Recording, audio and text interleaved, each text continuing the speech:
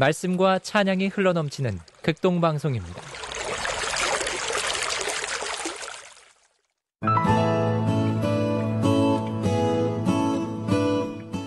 안녕하십니까. 말씀이 힘이 있어 응원하는 교회 신월중보교회 최영강 목사입니다.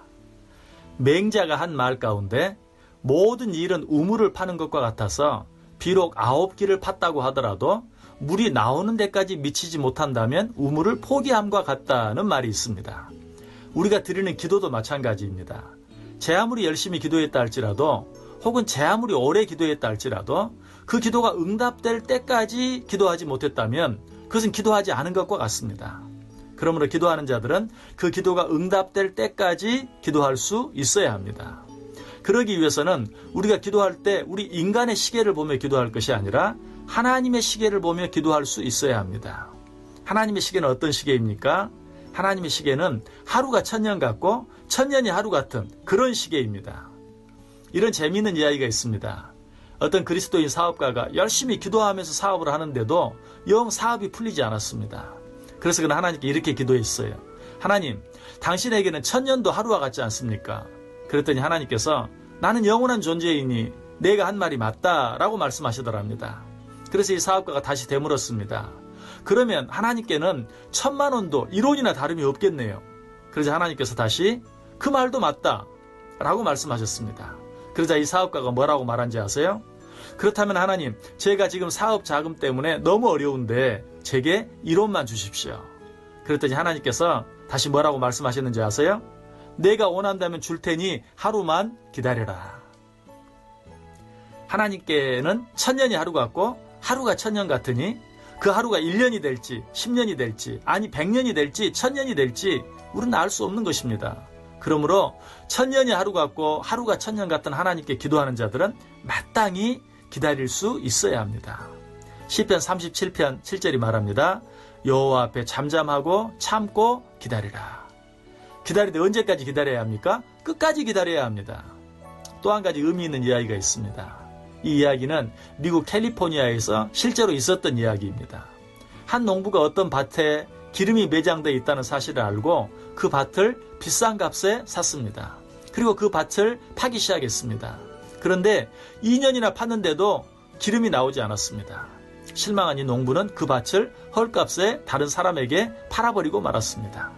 그 밭을 산 사람은 이전 주인이 기름을 발견하기 위해 2년 동안이나 땅을 팠다는 말을 듣고 혹시나 하는 마음으로 그 밭을 다시 파기 시작했습니다. 그런데 놀라운 일이 일어났습니다. 이틀에 걸쳐 약 2m 정도 더 파내려갔을 때 기름이 쏟아져 나오기 시작한 것입니다. 기도가 바로 이와 같습니다. 우리가 기도하되 끝까지 기도하기만 하면 그 기도는 반드시 응답되어집니다.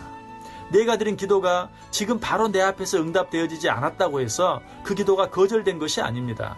성경은 분명히 말합니다. 무엇이든지 기도하고 구하는 것은 받은 줄로 믿으라. 그리하면 너희에게 그대로 되리라. 그렇습니다. 우리가 기도한 것은 반드시 응답되어집니다.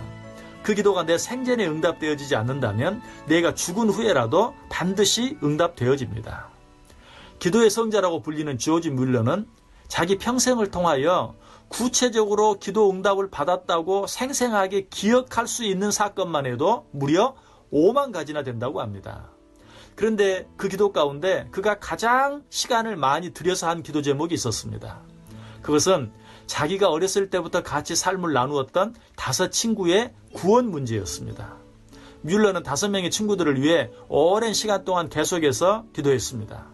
기도하기 시작한 후 얼마 되지 않아 3 친구는 예수를 믿고 구원을 받았지만 다른 2 친구는 끝까지 믿지 않았습니다. 뮬러는 이 2 친구를 위해 얼마나 기도를 했는지 무려 52년 동안이나 그들의 구원을 위해서 기도했지만 헛수고했습니다. 이제 노년이 되어 병석에 누운 조지 뮬러는 서서히 자기 인생의 마지막 날이 다가오는 것을 느끼고 어느 날 그는 마지막 남은 힘을 가지고 사랑하는 교회에서 마지막으로 설교하기를 간청했습니다. 마지막 설교를 하던 날 그의 안 믿는 친구 하나가 우연히 그곳에 참석했다가 조지 뮬러의 설교를 듣고 회개하고 예수님을 믿게 되었습니다. 이제 그의 5 친구 중 4 친구가 예수를 믿고 구원을 받았습니다. 그러나 조지 뮬러는 나머지 한 친구의 구원을 보지 못하고 세상을 떠나고 말았습니다. 그때까지 안 믿고 있었던 나머지 한 친구가 뮬러의 죽음 소식을 듣게 되었습니다. 그리고 그 친구는 뮬러가 자기를 위해서 무려 52년 동안이나 기도했다는 이야기도 듣게 되었습니다. 이 이야기를 들은 이 친구는 뮬러가 죽은 바로 그 해 결국 예수님을 믿게 되었습니다. 그가 예수님을 믿은 후 그 친구가 전 영국을 순회하면서 이렇게 간증을 했습니다. 뮬러 목사님의 기도는 모두 응답되었습니다. 그리고 저는 그 최후의 응답입니다. 히브리서 3장 14절이 말합니다. 우리가 시작할 때 확신한 것을 끝까지 견고히 잡고 있으면 그리스도와 함께 참여한 자가 되리라. 기도하되 끝까지 기도하시기 바랍니다.